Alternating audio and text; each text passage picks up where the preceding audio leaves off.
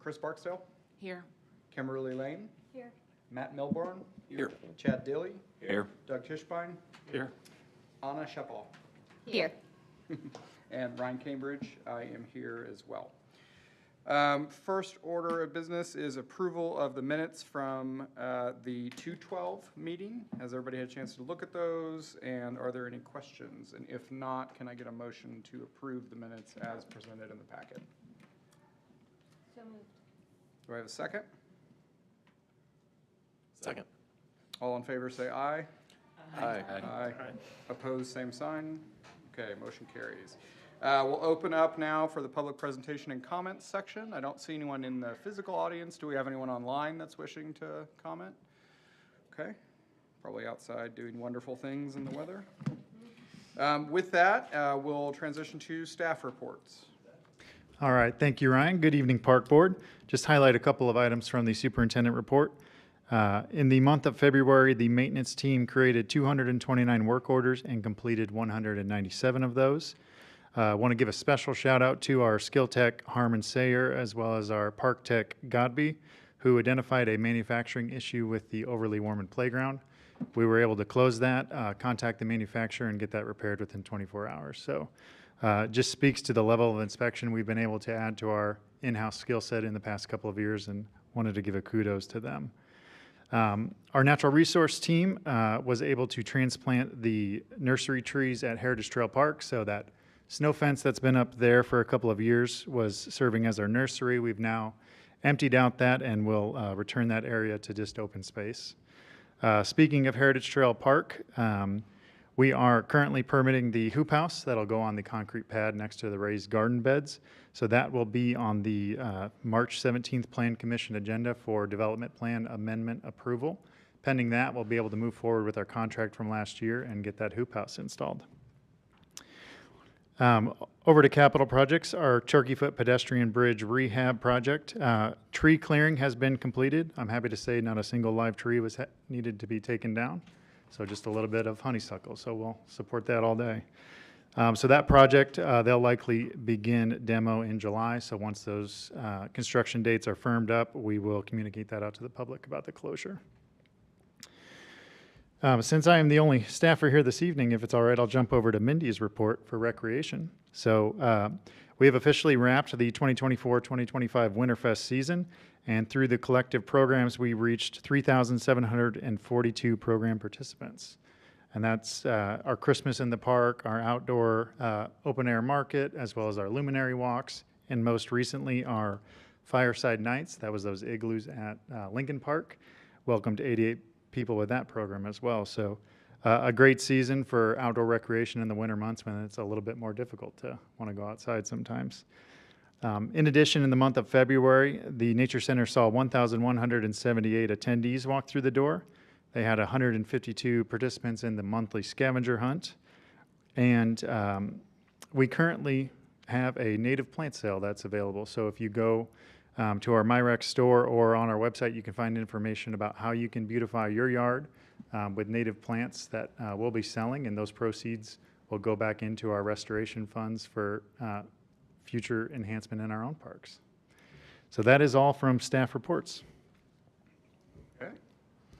Can I jump in real quick?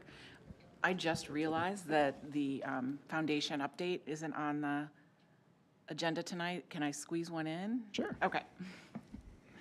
Sorry, I was just like, wait, where went my turn? Okay. So the foundation has once again been busy. They are the title sponsor for Zionsville Green Fest, where they will give away milkweed plants to the public. This is part of their park sponsorship package that totals $3,000. The foundation is sponsoring a Go All In Volunteer Day through the United Way of Central Indiana on April 25th, when they will be mulching trees in Mulberry Park, and they've secured a $1,000 grant for the mulch. So anyone who wants to help volunteer for that project is welcome to, or if you know a business that would like to partner with them, that would be great. They are gonna partner with the Parks Department's first ever native plant sale that Jared just mentioned. And they're the sponsor of the Expanded Nature Connections program through the elementary schools. And they will be having a board retreat next week in Holiday Park Nature Center. and put on your calendar for October 3rd, the second annual Parks and Pastries fundraiser. That's been planned again. And they helped to facilitate a partnership between the Nature Conservancy, Weaver Popcorn, and the Parks Department for a project in which 1,500 trees will be planted at Carpenter Nature Preserve this spring. Great work. Yeah. Well, sorry. I just have a quick question on the native plant sale. Are you guys advertising that on social media at all and kind of directing people on the website, and or is there any place for them to buy them in person? Yeah, thank you so much for asking that. I kind of scooted over all that. So we are currently advertising on our social media. You might have seen the highlights of individual species. We've also sent that out to the community in our newsletter. So we will continue to ramp that up till about mid-April when we'll shut down pre-sales, but we will sell day of, which will be May 3rd out at Heritage Trail Park. So Unless you sell out before then, right? that is the goal and the hope as well. And to sweeten the deal for the first 100 orders, the foundation is actually sponsoring a spice bush to go along with it. So one free native plant to add to the collection of your order. Years early. Thank you for that update. Sure. I'm glad we squeezed that in. Parks Attorney, do you have any new business to share with us? I do. Okay. Cruising on. All right, on to a new business. Item A, the Boone County Invasive Cooperative Memorandum of Understanding. Thank you, Ryan. In your packets, you likely saw the memorandum of understanding between the Park Board and the Boone County Invasive Cooperative. This is a 501c3 nonprofit in our community that focuses on the removal of invasive species in Boone County. So they not only partner in Zionsville, but also in the other communities across Boone County, Whitestown. They recently just had a weed wrangle along their segments of Big Four, and they've helped out Jamestown as well. So we've been working with them through our public weed wrangles for quite a while, and now that they've kind of matured a little bit and have began to have a little bit more growth in their organization, it's time to kind of memorialize our partnership and allow them a little bit more free rein access to doing what they're specialized to do, and that's removing invasives. So within the MOU, it dictates responsibilities of each party. So upon your consideration and adoption of this MOU, we would work with BCIC members to identify project sites, and then the Parks Department wouldn't necessarily have to organize those volunteers or have staff on site. This nonprofit and its members, with the volunteer form on file, could just go out and hit it at 5 p.m. at night or 8 a.m. in the morning or any time that it makes sense for their group to help us in the battle against invasives. So again, we will control the project sites because we want to build sustainable growth in our combating of these invasives, but we need all the partners we can get, and this is a wonderful opportunity for our park system. That's definitely a long-term commitment to keep up with that. Yeah. Does anybody have any questions about the MOU? Okay, do I have a motion to approve the MOU as presented in the packet? So moved. Second? Second. All right, all in favor, aye. Aye. All opposed, same sign. One abstention, but the motion carries. Okay, item B, Resolution 2025-02, Purchasing Authority. So amongst the town of Zionsville, most departments operate under the mayor's jurisdiction. So once town council appropriates funds for the year, they are able to procure those following procurement laws, and ultimately is the mayor that is signing those contracts under the administration. So the park board is a little different and special. So you all are the governing body of the Parks Department, and therefore had the purchasing authority and the ability to enter into contracts. So the exact certainties of the powers that the superintendent had were a little vague when I got here, and we never really cleared them up. So working with our current park board attorney, we dug into the Indiana code and identified some parameters, and this evening the resolution before you would authorize the superintendent of Parks and Recreation to sign on behalf of the park board and enter into contracts for goods or services not to exceed an amount of $25,000. So again, just increasing the expenditure authority that the superintendent has, so we can keep our agendas a little bit lighter and not have to slow down operations for some of those items that we just regularly purchase. So again, still having to work within the confines of our allocated budget every year, and certainly going over that would jeopardize my standing with the department, so we won't be doing that. But happy to answer any questions related to this resolution. I think it's a long time coming. I don't know that, and you do your job very well. I don't think we need to scrutinize $500 and $600 expenditures every week, or every month, I should say. So I think it's great that we have it. The $25,000 limit is really common for what we see, working with a lot of departments across the country, so it seems reasonable to me. Does anyone have any questions or comments?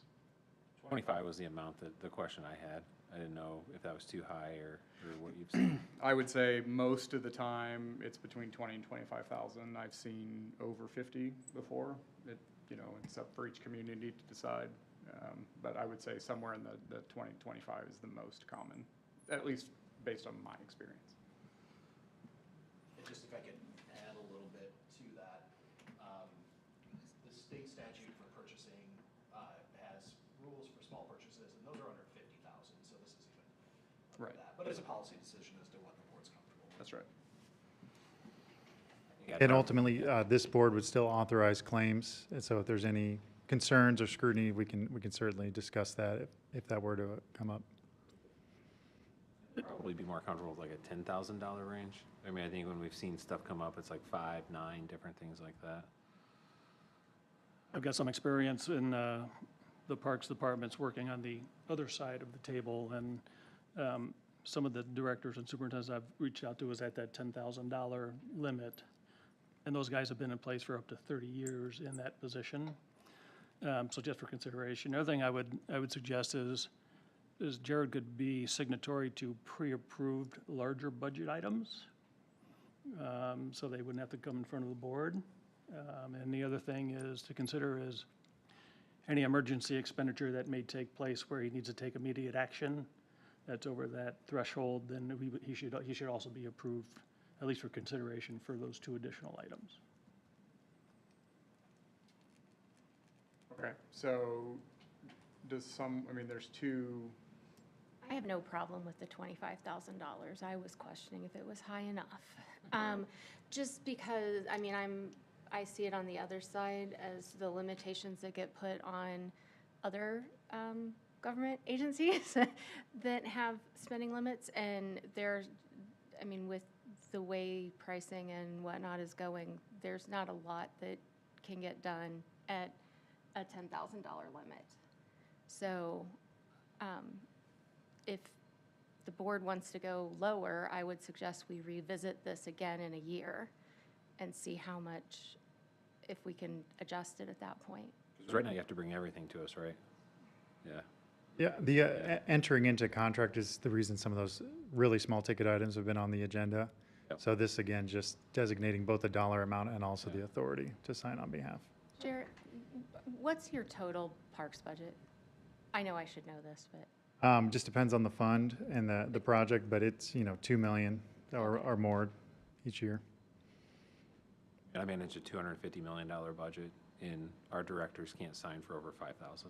So that's my perspective coming into it. And we're going to have varying opinions here, right? We all represent different perspectives on it. I think the comments about emergency situations are valid. Is there a way to make a motion to meld the $10,000 limit with your feedback as well, too? Sure, you just make a motion, if you get a second, you vote on the motion to amend. Okay. If you make a motion to amend it to include those 2 provisions, or if you wanted to, so if you want to pass it tonight, Yeah. amend it on the dais here via that motion. Yeah.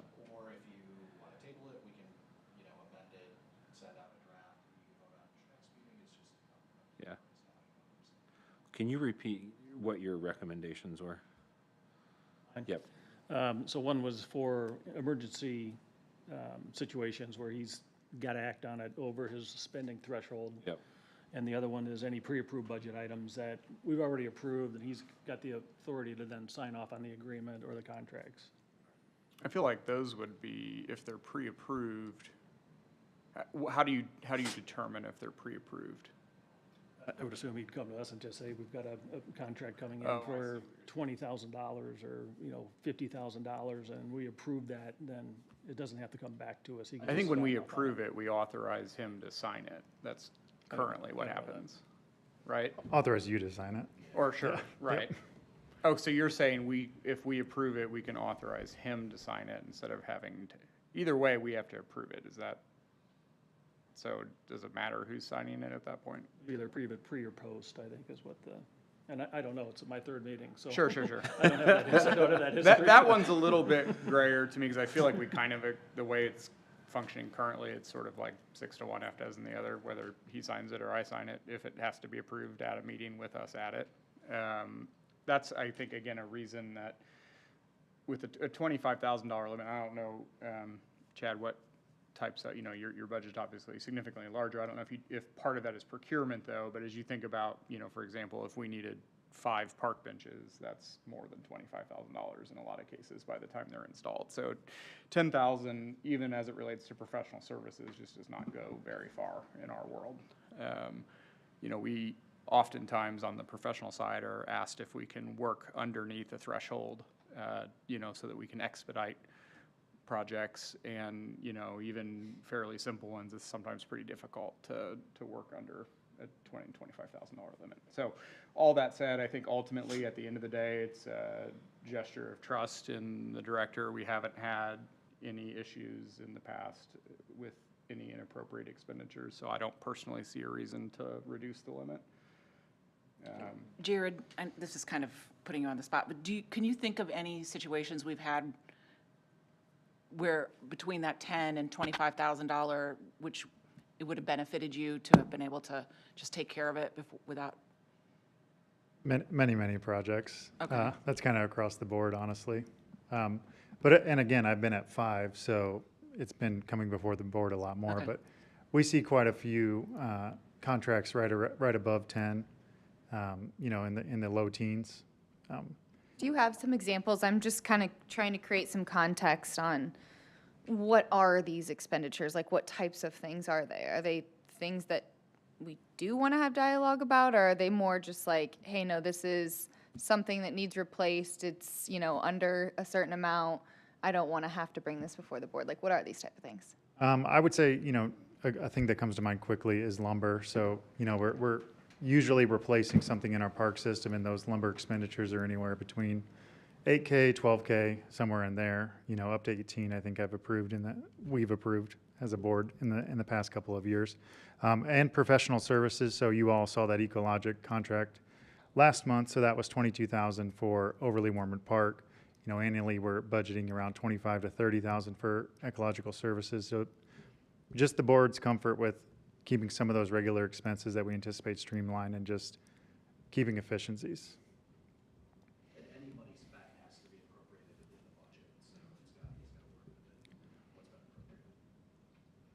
I'll make a motion to approve the resolution delegating purchasing authority to the superintendent of parks with the amendments of extenuating emergency circumstances, prior approved expenditures, and a limit of $10,000. Second. I have a motion and a second. I think we should do roll call vote. Chris Barksdale, No. Kimberly Lane, No. Chad Dilley, Yes. Matt Milborn, No. Anna Shepall, Yes. Doug Tischbein, Yes. and I'm Ryan Cambridge. I vote no as well. I'd like to put forth the motion that was on the table, Resolution 2025-02 as written, with a limit of $25,000, and the amendment that Jared be able to spend in excess of that in an emergency situation to respond appropriately. Do I have a second? Have a motion and I guess that was my motion. Motion and a second, roll call vote. Chris Barksdale, Yes. Kimberly Lane, Yes. Chad Dilley. Nope. Matt Milborn, No. Doug Tischbein, Anna Shepall. No. Okay. Both Can we make the motions fail. motion for 15,000? You can make a motion I would like to make a motion for 15,000. with the emergency Yes. contingency. Yep. Do we have a second? Second, yeah. Okay. Roll call vote. Chris Barksdale. Aye. Kimberly Lane. Aye. Matt Milborn. Aye. Chad Dilly. Aye. Okay. Doug Tishbein. Aye. Anna Shepall. Aye. Ryan Cambridge, I vote aye as well. Look at that. Look at We still love each other. Look at us doing, look at us doing government stuff. Yeah, heck yeah. Okay, I think that's a fair compromise. Jared, Yep, we'll I can always work have with the that. I opportunity to appreciate that. revisit it in the future, if needed, but that will hopefully make your life and our lives a little bit easier. All right, item C, Lincoln Park Refresh Design Services Amendment.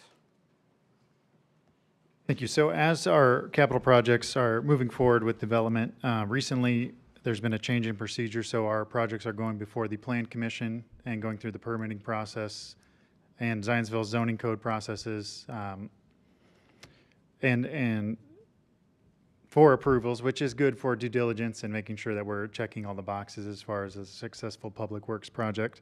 But with that, there is some additional cost and expenses. So there's additional documentation that has to be provided for the applications, as well as the development of a stormwater O&M manual and a location improvement permit and sign permits associated with our Lincoln Park refresh project. So REA has been assisting us through the construction document phase, and now that we're getting into permitting, they've requested an amendment to the contract. Originally $50,000. This amendment for $12,500 is for those additional services required for the permitting. So this wasn't necessarily anticipated, but we can accommodate this expense within our contractual services line. So with your consideration, it would be to approve the amendment to the existing contract with Runsdale Ernstberger Associates for the Lincoln Park refresh for the additional permitting and design requirements for the application. Was the initial thought when the contract was approved that we would not have to go through the full plan review process? And not to the extent of requiring some of the stormwater requirements and things like that. Okay. And initially as well, did the first contract anticipate the full this is just out of curiosity, the full replacement of the gazebo structure? We were exploring both rehab and Okay, so we just replacement. in the process of made the Yep. determination that that's the, okay. And what's the anticipated constructed value of the project or the project budget for construction? So the construction budget is $900,000. So as those documents are finalized, they'll be before this board for review before we go into bidding on that later in the year. And is this going to impact all future projects?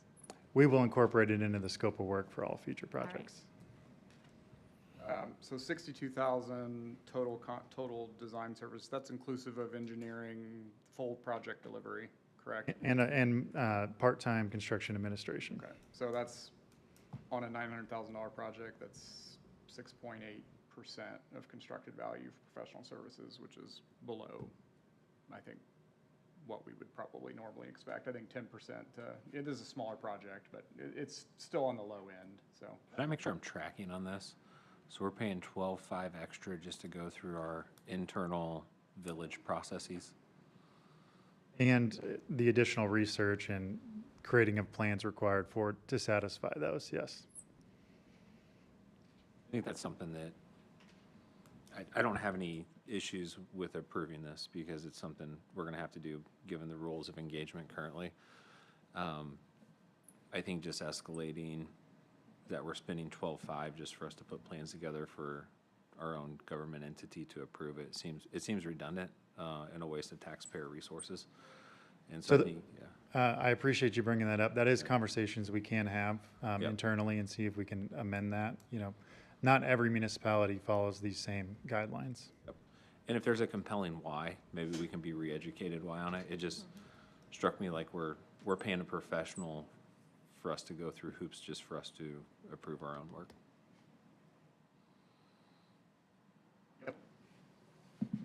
Government, baby. So with that, do we have a motion to approve the contract amendment for the Lincoln Park refresh as presented. So moved. Second? Second. All in favor, say aye. Aye. Opposed, same sign. Aye. Okay. Note 1, oppose, but the motion carries. Item D, memorial bench donation. So we have 2 memorial benches for your consideration. So these are smaller items, but we bring them before the board because it's at least a 5-year commitment that will replace them.